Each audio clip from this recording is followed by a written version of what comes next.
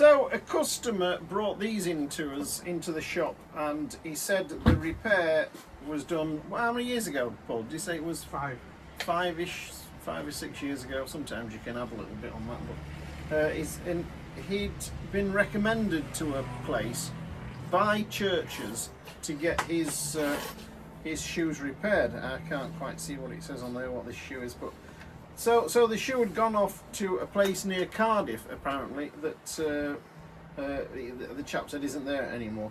But the strangest thing that they did, instead of stripping them down to do a through sole, Paul noticed, if you look in here, so we've removed the heel stack that had never been removed, and you can see where they've been spliced in here. Look, up to, can you see that there? You see the midsole, the original midsole running through, and then they've put this new midsole in.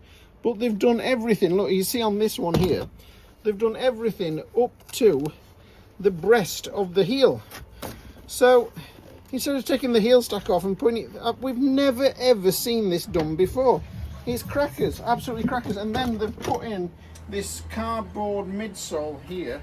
Look at that just peeling off there, this cardboard midsole, and just absolutely crackers. So the chap would have picked these up thinking he was getting a through sole, and or a long sole as people would call it, and they've just, it must have been really difficult to get that right. I can't understand why they didn't just remove the heel stack.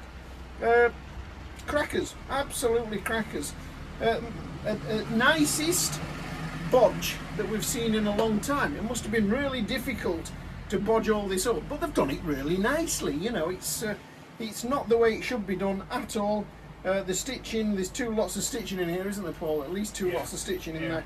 But that's, that was done. It's easy to apparently do it properly. Of course, it's a lot easier to do the job right than to bugger about like this. But they did make a nice job of bodging it up.